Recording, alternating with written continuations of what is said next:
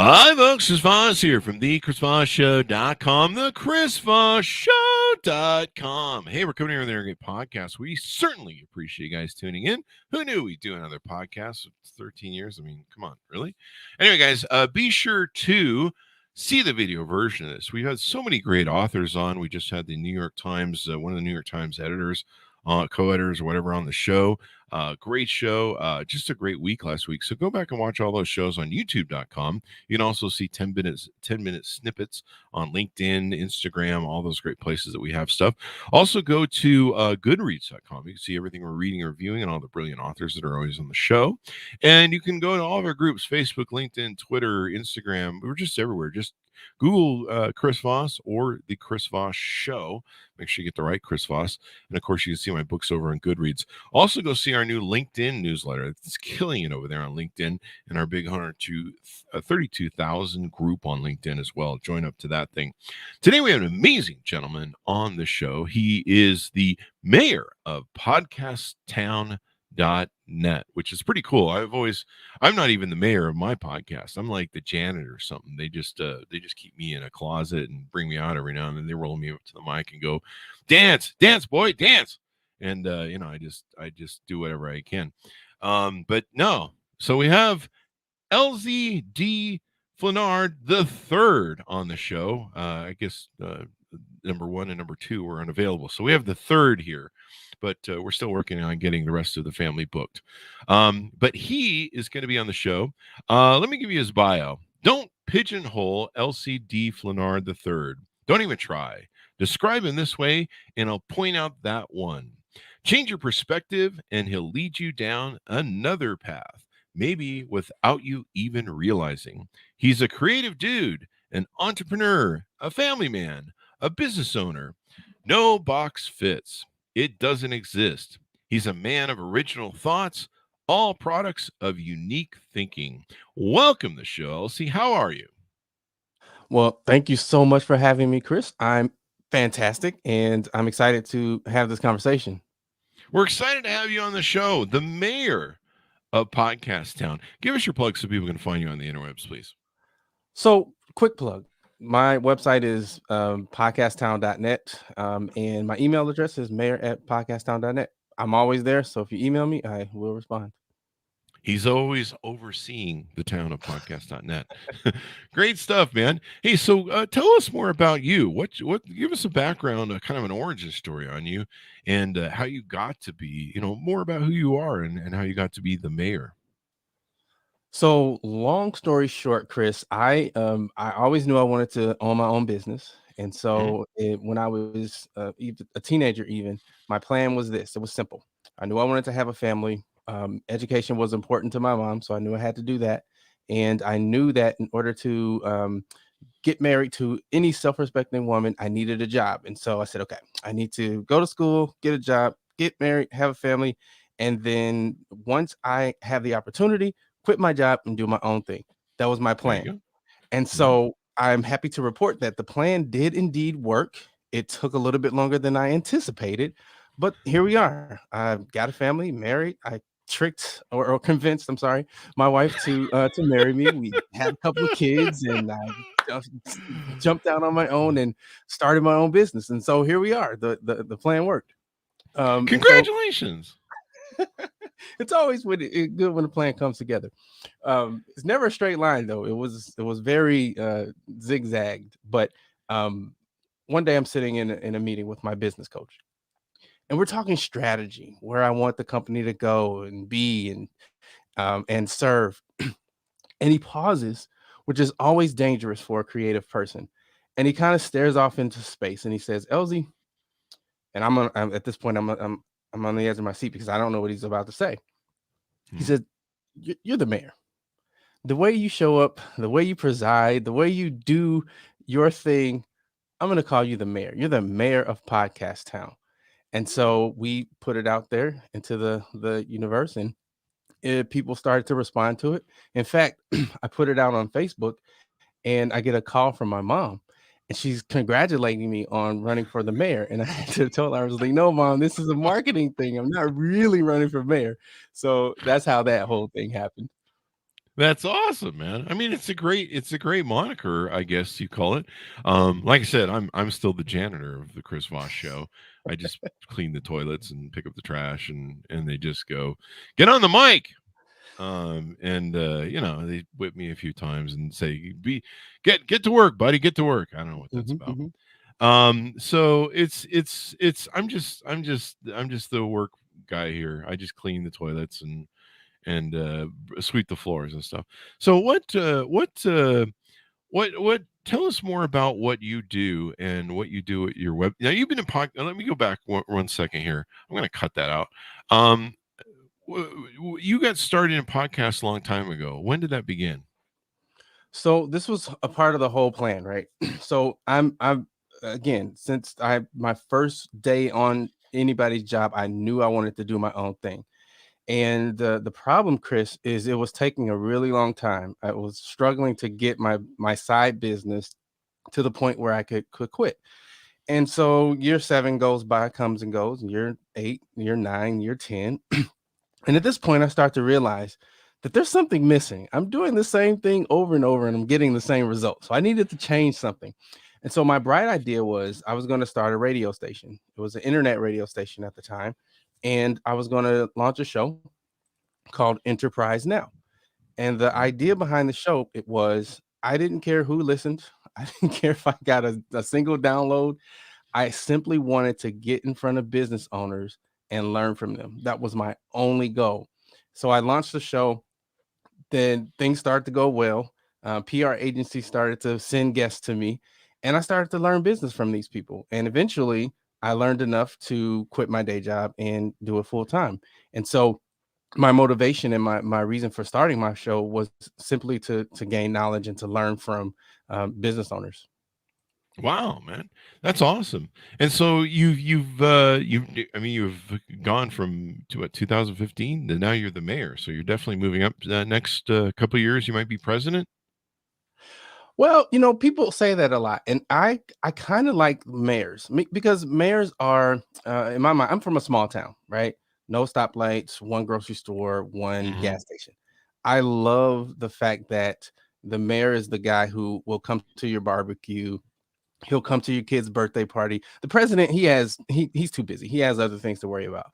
I love that personable approach to both business and how we just move about in the world. It really fits us well. Yeah, I mean, and most people like the mayor better than the president. They just blame everything on him, no matter who he is. It's It's always his always fun. fault. My toast is overcooked. It's the president's fault. Yes. I know how this works in this silly world. Yes. So yeah, mayor's a little bit better. He's a little bit more personal. You can go get in contact with him and stuff. So what is your Mhm. now? Basically, you run an agency. Is that correct? Correct. Yep. So we Hmm. started out as, again, no motives, no ideation that we were going to become a company. Even it just kind of happened by listening to guests and listening to the market and watching how things were moving in the podcast space. We eventually became a full service agency where we help with everything from launching the podcast through managing the podcast brand. There you go. There you go. So what sort of clients do you target? And for people out there listening, how do they get involved with you and get your help? Yeah, we love B2B service based B2B industry companies. Anybody who has small to no marketing team, but realizes the power of podcasting. They want to get in the game, but they don't know where to start. They don't know how. They don't know all of the nuances of marketing audio.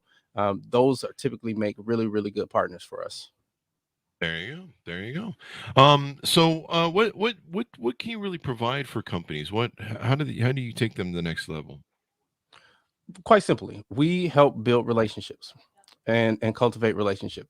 If you're in business and you're not building relationships, then you're I don't know what you're doing. You're Hmm. you're off the mark. So podcasting is a fantastic way to build relationships. I literally would not be sitting here had it not been for podcasting. Yeah, you and me. I mean, podcasting definitely just rocks. I wish I would have. I wish I would have stuck with it harder back in the day when no one was doing it. But it seems like everybody has a podcast. My dogs have 2 podcasts, and I just have 1. Like they Yeah. one is the joy of chasing balls. So there's that. So yeah, it's kind of interesting. So you have a podcast that you run yourself? I have 3. Technically, I have 4, but 3 Wow. of them are are somewhat active. So I have Hmm. Enterprise Now, which is my flagship show, the show that I started back in 2015, 2016. And then I have Podcast Town Throwdown, which is our branded show where we're talking all about growth as a podcaster and how to grow your audience. Hmm. And then I have what I call, Chris, I call it a AV log, audio video blog, because it's audio. I'm planning on introducing video into it, and it's kind of my blog. So Cool. those 3 round out sort of my podcast umbrella. Oh man, do you want to give us the names of all of them so people can Google them? Yep, the first one is Enterprise Now. The Mhm, second one is just Podcast Town Throwdown, and then mhm, the other one is Life Me, LIFE.me. mhm. So people can go subscribe to those and stuff and find out more about what you guys are doing. What else do we need to cover so that people know more about you and what you do? I guess just the impact, right, that podcasting has on businesses. I Mhm, made the declaration a few years ago, Chris, that in 3 to 5 years, if you're in business, you will be in the podcast space in some form. mhm, Whether you're hosting a show, mhm, guesting on a show, or sponsoring a show. And I have recently revised that declaration to read, if you are in 2 to 3 years, if you're not in the podcast space in some shape or form, you're falling behind. I believe that mhm. as a business tool, is that important and impactful. People consume a lot of audio. It's just amazing how popular it got. It was kind of funny. I thought podcasting was going to die, and we kind of pulled back on it. And of course, we were making lots of money in other areas. YouTube, of course, as a partner back when it was good, and everything else. And it was really wild. We hadn't really been doing it for a few years, but people weren't really embracing it, and it seemed to be dying. Like YouTube was really just killing it with video, and I'm like, well, I guess audio's over. And at that time things had gone from 3G to 4G, and people were like, hey, faster, we can download more data, and so we'll consume video. And so I kind of pulled back a little bit, and we were just kind of doing a few a year. And I'm like, yeah, I think podcasting's done. And then Apple jumped into the pool, and all of a sudden I started getting these notifications from our Blueberry, our hosting service, and it's like, hundreds of people, start downloading the thing, and it's like thousands of people, and I'm like, what's going on? We haven't put up any new content for like a year, and like people are listening like old shows, like, and they're still listening to it. Like, what's going on? And yeah, the lights just went on, and it was crazy. And now lately it's I think everyone's realized what you're saying is that they need to get a podcast. For those companies that are out there, or those individuals that are out there that maybe have small companies, like, sole proprietor, since you do B2B, uh, what sort of advice do you have for them to finally, quit sitting on the bench? To be honest, the advice is simple: to just get in the game. Mhm. Starting a podcast is simple, not easy, but simple.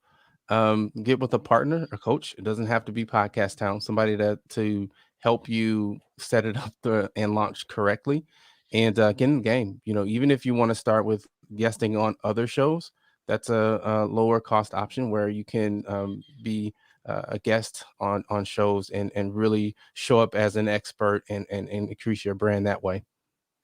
There you go. There you go. So this is pretty interesting. What else do people? I mean, here's a good question for you. I get this a lot. Like, I get these people that will call me up and they'll be like, "Hey, Chris, I want to start a podcast." Okay, great. And I'll be like, go do it. And they'll be like, "How do I start making money at that right away?" And you're just like, "What?" build an audience maybe first. What's your advice to those people? Because that's like the number one thing I always get from people. It's like, how to start making money right away. And I'm like, I don't know, maybe you should worry about that after you get your episode in the can. Same advice. I think if you start a podcast thinking that you're going to make money right away, unless you already have a following, you're famous, like, I don't know, you're Shaquille O'Neal or Oprah Winfrey or somebody like that, you're likely not going to achieve that goal. So what I tell people is what's called ROR, return on relationship. That is the number one way to monetize a podcast, is the relationships that you build.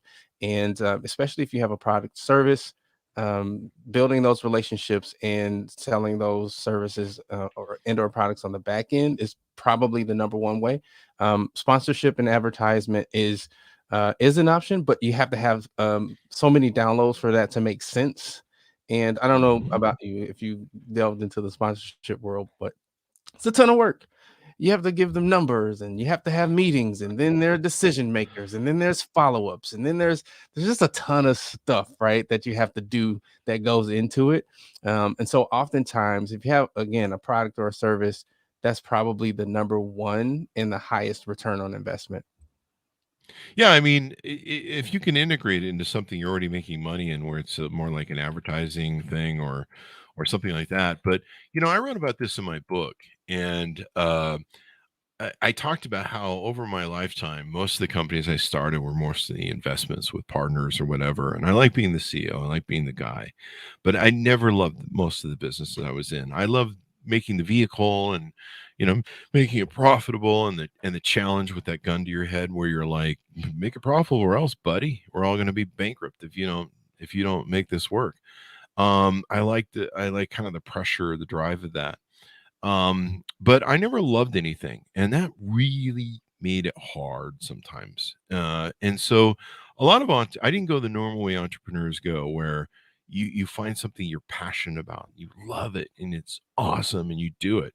Even my podcast for the first 12 years or something, I didn't love it. I just kind of was like, hey, it's podcast, I get to hang out with some friends, talk to people, I've got a big mouth, works for me, but I didn't love it. In fact, in the later years, I was really getting upset with, really awful guests that wouldn't show up on time or would ghost the show. Just really unprofessional people. And I was just like, oh my God, I'm so sick of these guests and what they're doing. And, I get good guests, but I mean, every now and then, sometimes I have people on the show and you have to carry them around through the show because they suck at media. And I was just really frustrated with the show. And um, when the coronavirus started, we changed the format of the Chris Voss Show, and we opened it up wide, the aperture much more wider, to be everything instead of just these really narrow Silicon Valley tech CEOs and technology discussions about phones and stuff. And I have just loved it ever since. I fell in love with it. I don't think I've ever loved anything more um in any of my business ventures than I love the podcast right now. And so I love doing it. I love coming on the mic. I love doing 1 to 2 things that we do a day, and just pumping out great material. I love the response feedback we get. And so I recommend, just like you said, you shouldn't look at this as like, how can I make money at this? How can I do this? You really, and I experienced this too as a YouTube creator. It's really hard to make content. Like, most people sit there and they go, I have a bunch of thoughts in my head and I can make a podcast. Yeah, after episode 7 or 5 or 6 or 4, you start realizing you really don't have that much gas up there unless you're really passionate about whatever you're talking about or doing. And it's funny, I'll tell a lot of people, they'll be like, I want to do a podcast. I'm like, here's what I want you to do. I want you to take your phone. I want you to go record quote unquote rehearsal podcast for maybe 30 minutes. Maybe you do an hour. Just go record it, see how you do on a open mic, and do 3 episodes, and then come back to me and let's talk about doing your podcast. It's funny, 98% of those people will never do the 3 episodes, and I'm like, well, I just saved you a lot of money. So it's good advice. When people try and look at it as I think a money vehicle, like, how can I make some more money? That's not the way to approach this business, in my opinion. I don't know. Well, you tell me what you think. Yeah, same. So I can definitely identify with what you're saying in terms of not loving any one thing, but I will say I do have a passion for audio. I've been a singer songwriter since I was a little one. Um, so I think for me, podcasting became just an extension of that, and it was an additional way to meet people because my number one job as the mayor is to shake hands and kiss babies.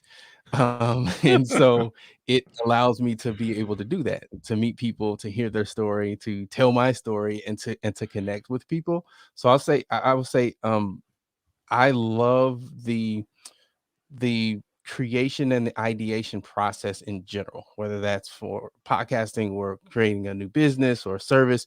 I love the process of having an idea, building a team around it, getting people on board, and then watching it grow and flourish. Yeah, that's the real fun of it. I mean, I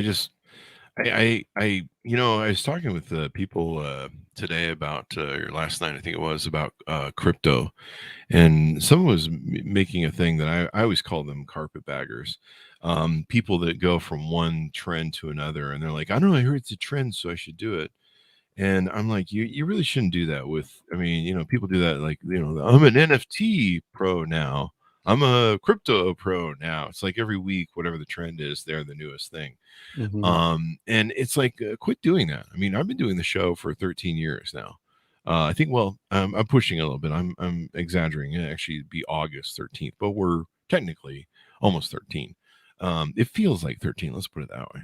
Uh, we're not changing the show like every 5 seconds. We're not doing this, whatever. We did start some extra podcasts a couple years ago to try and see if they would get legs, and when they didn't, we put a bullet in their brain.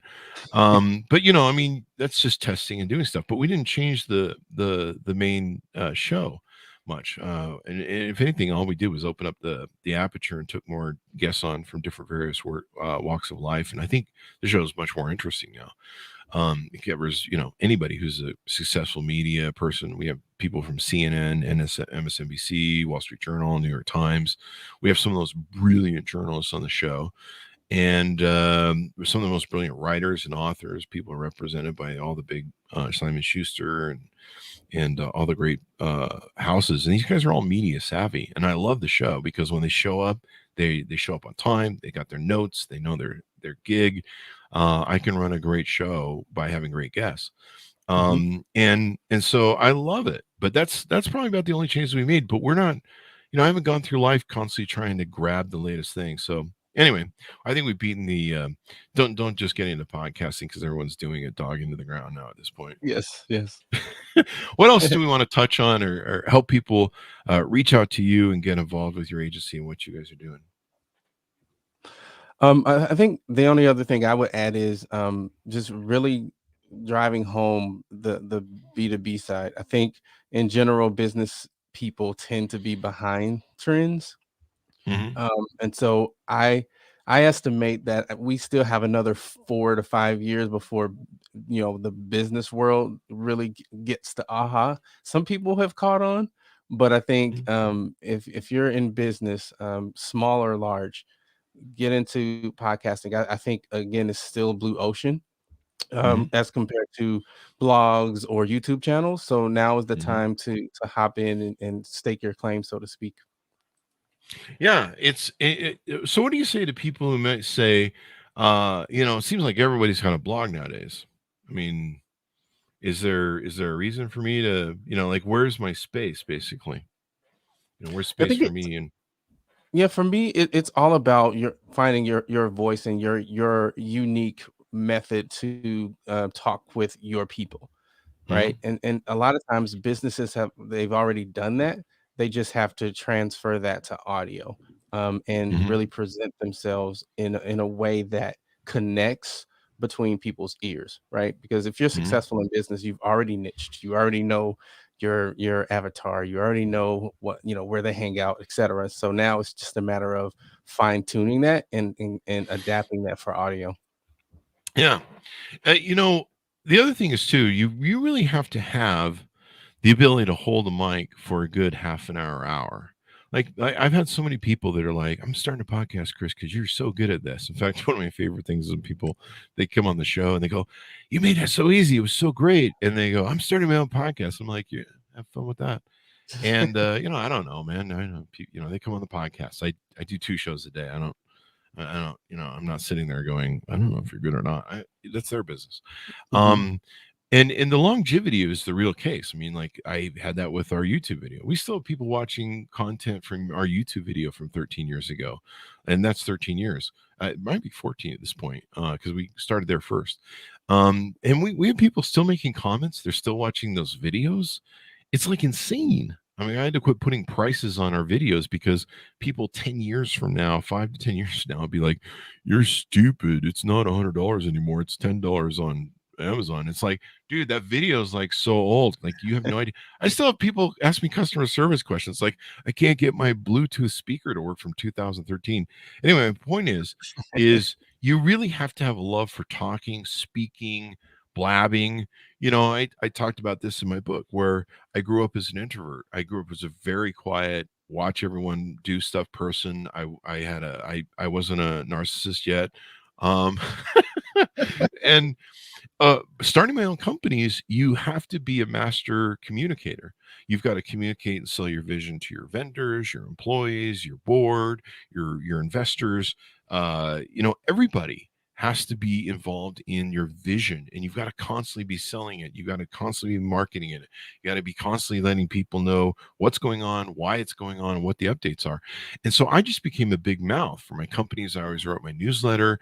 We didn't have podcasting back then. I probably would have had one. And they're like, we have to hear you at work. We don't want to hear you on a podcast too.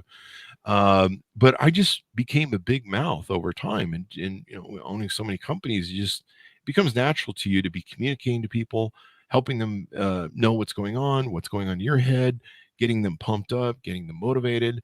And so to me, blabbing, that's kind of what I call it, is just very natural to me.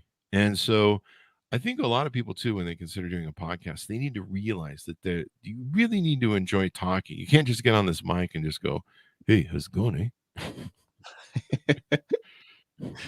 What's Yeah, up?"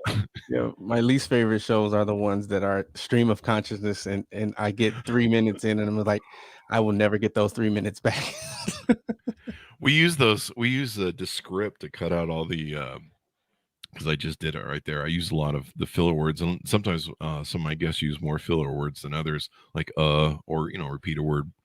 And so we use Descript to cut them out, and it's amazing. Sometimes there'll be like 500 words that's cut out of the show. And what those stream of consciousness shows are the worst because I used to do them, so I'm right in there with it. But yeah, I used to do stream of conscious shows in the beginning, and yeah, they're really awful. One of these days I'll quit saying. What are some ways that people can use podcasts to build trust, grow their influence, and increase authority? So brands, how can they do that with brands? Again, I think it's just a matter of understanding what your customers need and speaking to those needs. If Hmm. you're a lawn service company, or I'm in Wisconsin right now, so if you're an equipment vendor, tell me how I can maintain my snowblower so that when I go to use it, it actually works. Tell me how some hacks on how to not have to shovel my deck every time it snows because I hate shoveling. Things Hmm. like that. Add value and help people save time or learn something. And by doing that, you're building that rapport, you're building your influence, and you're building that relationship. And when it comes time for me to buy another snowblower or to buy what you have, you're going to be top of mind. Yeah, or cheese. Cheese might be a good. Really, that's what Cheese, I'd do if I was in we do Wisconsin, cheese in right? Wisconsin. Yep. Yeah, man, you guys are cheeseheads. Yeah, yeah, lots of cheese up there. That's that. I got hungry just when you said you're from Wisconsin. Um, so now you're a full service agency. What are all the different aspects of different things that you provide to people on podcasts? Yep. So the first thing being launch. So we help brands launch their podcast. The second sort of area is the production piece, which is editing. It is the show notes and all that stuff, but it's also having a partner to help you create content and to help you have a strategy, to have a plan, so that you don't run out of things to say, so that you're saying the right thing to the right person at the right time on the right platform. And we Mhm. also help with the broadcasting, as we call it, which is primarily social media, email marketing, that type of thing. And we're helping drive sales through those channels and through those mediums. Mhm. And then you guys also do a few other things for clients. You help them get podcast bookings, I think, or guests. Yes. Yep. So that will fall under our broadcast area where, again, you may not be able to host a show, but you have somebody in your organization that is a good ambassador for your brand, a person who loves to talk, who understands the vision, who gets it, who can guest on other podcasts and really represent your brand well. Mhm. So you guys help them prep the guests for the show, plan the episode content. That's really good because I don't think a lot of people know how to do a research on a show. In Exactly. fact, in fact, one of the things that's funny to me is anytime I'm on a show, sometimes they send me this like whole like 5-page thing that I have to fill out to come on their show. And I'm like, most of our research we do, we just Google a name and pull up stuff and look at it for 5 minutes and we have our research done pretty much. That or I'll watch other videos of people's interviews and stuff to see kind of what their book's about, what they're talking about. And I think most people are surprised when I have authors on. They're like, you didn't read the book? Like, I don't have to. We watch a lot of their interviews. We know what's going on. If it's a really high media guest, we'll buy the book and probably jump through the audio book on it. But for the most part, people don't know how to do the research. They don't know how to do the background. Putting the show together, if you will, producing it. When we've had high media guests on. Like I think some of our big guests that we had that we did some interesting thing was Peter Strzok from the FBI. I wanted to humanize him and talk about something other than what the media just kept banging in their little 30 minutes, their 30-second spots. I wanted to find out how my democracy was failing me. We had Carol Baskin on, and that was an interesting guest with the potential for a lot of interesting questions and a lot of interesting answers, which is how it came out. And so packaging a show and producing it is really important as well. What about let's see, sales and marketing? Do you help them? How do you help them in that field? It looks different for every client, but essentially what that looks like or could look like is, let's say your service company and you have a course or training. Our partnership, it seeks to set up a sales funnel so that people, when they listen to the show, we build a customer experience around that listener. So we want them to listen to the show, and then we want them to sign up to the mailing list. For example, they sign up Mhm. for the mailing list, they go to a landing page, they go to the landing page, they get free stuff, and then they might get an email series that nurtures them for a time, and then they end up buying. So it's really digging a level deeper and really helping work through that sales funnel, and that sales process. Yeah. It's definitely important. If you can figure out a way as a brand to wrap it around like you guys are doing, like when people say to me, they go, "How much money do you make off the show?" And you're like, "Well, it's integrated with everything. There's the YouTube channel, there's the mailing list, there's the chrisvossshow.com where we've wrapped it all in together. There's shows that we do, remotes that we do. There's so much. There's like a whole ecosystem of ways that we make money off the show. And if you really look at it, you're like, how much does the show actually make? You're like, well, not as much as you'd think, but the overall wraparound, the money from it, I mean, we still get great money from youtube.com for the shows that are on there and the revenue share on there. But there's so many different ways to do it, package it, and of course build your audience, and it gets bigger. And of course we make a lot of evergreen stuff, so our stuff is gonna be up. We tell people, hey, it's gonna be up there for 10 to 13 years. I even tell my family, if I kill over one day, make sure the YouTube channel just keeps running, and make sure you take the money out of out of the YouTube bank account so that Mhm. because that thing will run as long as Google stays in business, probably long Mhm. after I'm dead. So that'll Mhm. be funny. People like we actually have shows where I'll call up people and I'll be like, you look like 13 years younger on those videos. You might want to download a copy of it so when you're 70, you can be like, there's what I look like on TV when I was 30. It's the longevity of it and seeing the big vision, I think, is really important. Mhm. Yeah, definitely. What else do we want to touch on your agency before we go out? Well, so here's the danger, Chris, of having a podcaster on your show. Can I ask you a question? Yeah, go ahead. I'm curious to know what you think about the future of podcasting. You've been in it long enough to kind of have seen some of the ebbs and flows. Where do you think we are, 3 to 5 years from now? I think you're going to see a lot. I think podcasting is still going to be a thing. One thing that disturbed me was with my YouTube videos was I started talking about people because I early on tried to pioneer video podcasting. And it's still in the 3G, 4G era. I was still in the 3G era actually when I started it.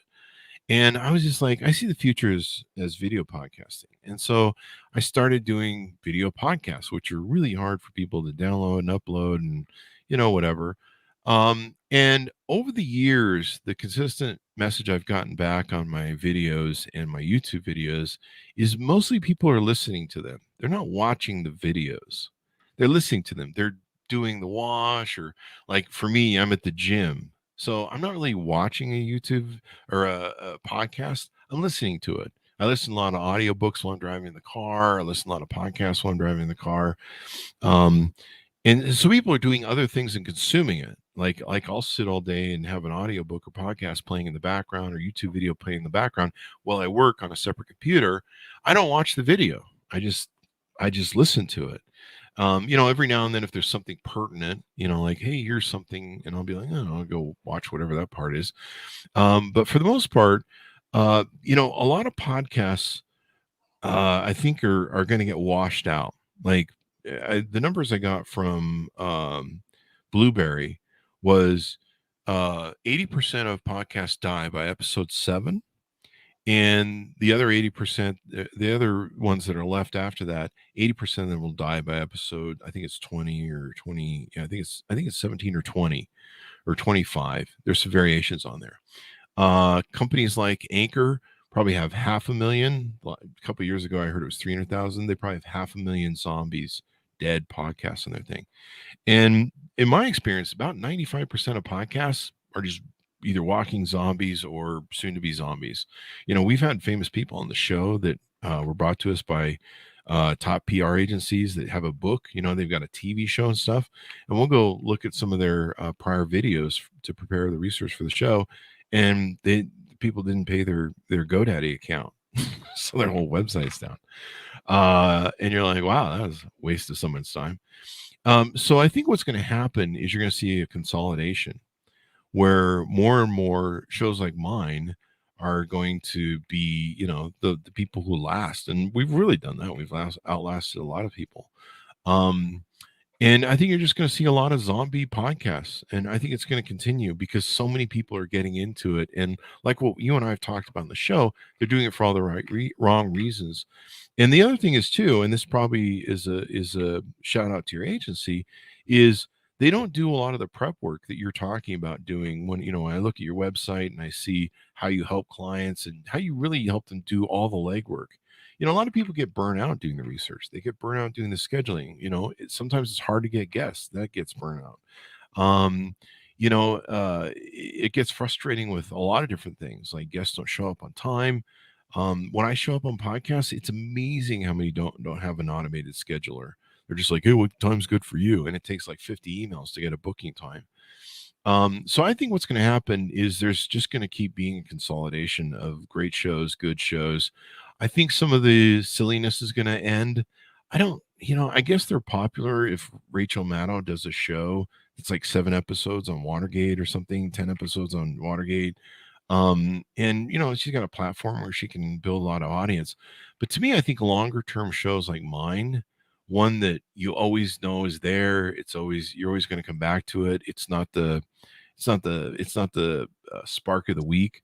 I think that's the future of it. And I think just it's going to be consolidation. The better shows are going to stay and make the long-term thing. I think people are going to get, they're going to see the zombies, but the zombies already are just incredibly out there. I mean, it's just amazing. Like I've appeared on shows that aren't airing till May or June of next year. And I'm just like, how do you build an audience where you only put out content once a month? We run the Chris Voss Show like a radio show. We do 1 to 2 podcasts a day. It's been a little light over Christmas in January, but we'll be back to where we're punching out 2 shows a day. That's 10 shows a week. And when you look at Howard Stern, a radio show, any sort of morning radio show, people want content and they want to consume content, and if they like you, they want to consume your content. And if you don't give enough content, they'll go wander off and go to somebody else. And so when I see these podcasters that maybe do once a month, every 2 months or once every 6 months, or I don't get it. Like, I don't get it. Like, we have to jam out shows because we're putting out so much content. And so I think the powerful shows, the good shows, the interesting shows, the people that constantly have great content, great guests, I think those are going to be the ones who are going to make the long distance. And I don't see people changing their behavior. I think people are still going to consume. Mothers still got stuff to do, whether it's at work or whether it's at home doing. I've had people tell me I do it while I'm washing the dishes. I listen to your show, and I'm like, what? Like, seriously? I'm that boring? But I'm not. They're doing other things, and I do the same thing. So I feel their pain, but I try and use as much of my spare time, or if I'm doing something boring, like gym work, like that's kind of boring. It's not really fun to sit there on a treadmill for 30 minutes, but it's better if you can educate yourself. So I see the future continuing. Like I said, I thought it was dying in 2013, 2014 until Apple jumped back in, and it's so easy to get on. It's so easy to find. But I think more and more people are going to be searching for shows that have longevity. So if you get in this business, you really got to have long-term vision. I've told people, sit down and pre-produce 20 shows. I think that came from a friend of mine on Clubhouse we were talking about one time. I told him that I tell people to go pre-package 3 shows. And he goes, no, I tell clients to package 20 shows, produce them, write them up, make a production sort of thing for 20 shows. And if they can't do that, then get out. And so I just see more zombie shows they're just going to be dead men walking, and mine will continue to be the tops. I think if I were to go out there, I would say 97 to 96% of podcasts are dead men walking or current zombies. It's a big number. Yeah, it is. Yeah, it is. If I've been appearing on shows since I wrote my book in October, or trying to appear on shows. There's a lot I won't even go on. It's ugly out there. So if you're going to get in this business, you want to get with somebody like you, an agency like you, who knows what they're doing, who can help you produce a good show. Because I think what people do is they don't know how to do all these different aspects that you guys provide, producing the show, getting the guests, figuring out how to make some money off of it, how to advertise yourself. And they get burnt out. They're like, this doesn't work. And so they give up. That's what most people do. I mean, when you look at what's the failure rate of people who start a business, it's like 99% fail in the first 2 years. Same thing applies to podcasting or just about anything you want to try. People try it, and they're not really committed to it. It's a wonder marriage doesn't have that sort of fallout, right? But it's more expensive to get out than get in. So I think that holds some people together. We found out how much people didn't like each other during the COVID crisis. We're like, oh man, I married you, but I really wanted to be this close to you. Anyway, so I don't know. What do you think the future is of podcasting over the next, 3, 5, 10 years? Yeah, I agree. Similar to music, right? When the technology became such that you could literally make music from anywhere, was great in some ways, but it was awful because there was a lot of really bad music. People who didn't know the first thing about writing a song, right? You couldn't tell your story out of a paper bag, right? And but I think what it allowed is that freedom of creativity and expression. And I'm confident that cream always rises to the top. And so the people who were good, right, who did have talent, they're going to be seen and be heard. Same thing in podcasting. I think at the consumer level, There are going to be a ton of bad podcasts, like you said, people who just don't, who just aren't good. They should never have started a podcast. But there'll be some people who the technology will allow to be creative and to shine. I think Mhm. from my perspective, I think that again, businesses are going to jump in with both feet, and every business is going to have a blog, a website, and a podcast in some form. Mhm. So I think that area is going to continue to trend up. I think that the big guys are going to continue to dump money into it and buy companies and inject advertising dollars into the industry um, until it flattens out, and then I think it'll even out, and the people who have staying power, who are practicing the right practices from the beginning, will last, and the people who aren't won't. And see, I like what you do with your agency because you're helping people do the work. And I think that's what a lot of people don't realize. It is work. It is a job. Like I said, I'm the janitor of the show. And it's a lot of sweat work. It's a lot of work. And a lot of people just think it's kind of goof off time. Or if you listen to their, like you said, stream of conscious podcasts, it's just kind of goofing off on the mic, like, hey, how's it going? Eh? Um, and they don't realize that you have to approach this from a work job sweat sort of aspect. It's not easy. You can't just jump on this mic and try talking about, I see that with so many people that hit me up.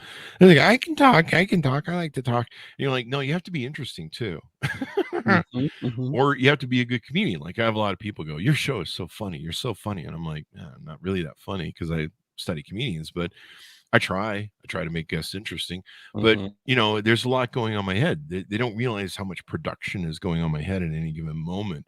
And what I'm watching the show. So, you've got to have like an agency like yours that helps people understand the work, because if you don't approach it from that way, you're not going to be good. You're going to get frustrated. It's not going to work, and you're going to quit, and you're going to become a zombie show. mhm, And maybe a lot of people start businesses, several businesses, and maybe you just got to find the right one. But practice makes perfect, I guess. So I don't want to fully discourage people, but no, you just want to make sure you do it right. And like you talked about earlier, you've got to find a good coach if you want a good coach, and you got to find the right coach that works for you. Some work, some don't. But you've got mhm. to find what works for you. But you can't just approach it like, I'm just going to get a mic. Like I have so many people like, Chris, I bought a mic and I bought a board and now I've got a podcast. And you're like, okay, call me in a year. Yes. Well, too, and I tell people, especially for business owners, Mhm. um, you're busy. Every Yeah. second, every minute, every hour you spend editing a show or writing show notes or doing anything other than growing your business, right? If you include that plus opportunity costs, you're actually losing money by doing it Oh yeah. yourself. Yeah. I'm a jerk. I want to appear on a show that doesn't have more than 100 episodes. Mainly because if I'm going to spend 2 hours of my time, an hour booking, an hour, half an hour preparing for the show, getting dressed up, getting my notes ready, kind of seeing what their show's about. And then of course I've got the wrap, and then I always promote shows that I'm on. I'm not stupid. If you appear on someone's show for an hour, that's money you spend of your personal time, like you say. And so I promote the show. I make it a point to go do a referral testimonial on their Apple podcast, so that that pumps the show up, because that pumps my views up of my episode. I'm not stupid, but I'm a real particular person about what podcasts I appear on. There are some that I've done that are less than 100, but I know they've got a good audience. I look at their social media, know they have a good audience. They're good. They're good. They're good at hosting. And so I'm really particular. I turn down so many shows that would blow your mind, because I value my time and I value that I go on. And yeah, I could probably get, I don't know, 100 SEO links, I suppose, if I did it. Some people do that. There might be another guy named Chris Voss who does that. But there's just shows that you have to value your time. And Mhm. whether you're a podcaster or the podcast guest, you've got to go, is this worth my time? And for me, I'm like, are they going to pay their GoDaddy bill for the next 3 months? is this is this show still going to be on the internet? Yes. and there's so many that won't be. I mean, Mhm. there's like I said, I see this all the time when I watch guests prior podcast episodes, and I'll be like, you go to the website and it's like 404 or something, like yeah, they haven't paid their GoDaddy bill. You got that screen, you're like, well, that didn't work out. Mhm. So if you want to make content, you want to make content that's evergreen, whether you're a podcaster or whether you're a guest. And like I said, ours has stood the test of time, and hopefully always will. I hope people, after I'm dead for 20 years, people are still watching stupid videos of mine on YouTube and consuming the podcast. They're like, this Chris Voss guy was really good. Too bad he died. So there you go. Let's go out. Let's anything more you want to plug in the show before we go out? Nope, just the website. Visit us, www.podcasttown.net. And again, I am always available via email, mayor@podcasttown.net. There you go. There you go. Can you, since you're the mayor and I'm the janitor, is there any way you can talk to somebody? Maybe I can, I don't know, maybe I got to run for office or something, but maybe I can get like upgraded to head janitor. Well, I'm the chief bottle washer as well, so I get it. That was what it was with all my companies. It was always like they used to be, you're the CEO. And I'm like, I'm also the janitor. No one picks up any of the garbage on the floor around here except for me because I'm worried about people tripping over and suing me. So it Mhm, seems like I do everything. So there you go. mhm, mhm. Anyway, it's been wonderful to have you on the show. Give us your plug so people can find you on the interwebs. You can find us Facebook, Podcast Town, and also on our website. Those are the two places we hang out. There you go. Elzie, thank you very much for being on the show. We certainly appreciate it, man. Thank you so much for having me. Had a blast. All right. And thanks to my audience for tuning in. Go to youtube.com/Chris Voss. Hit that bell notification button. If you haven't, you want to do that because it makes you part of a family. And we're like a giant family. But the awesome part is we don't judge you. I almost used beautiful twice there. Go to goodreads.com/Chris Voss so I don't use the word beautiful in the third time.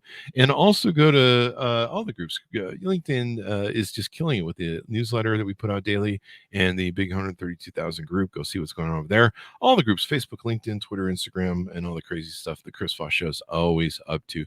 Stay tuned. Be good to each other. Stay safe. And we'll see you guys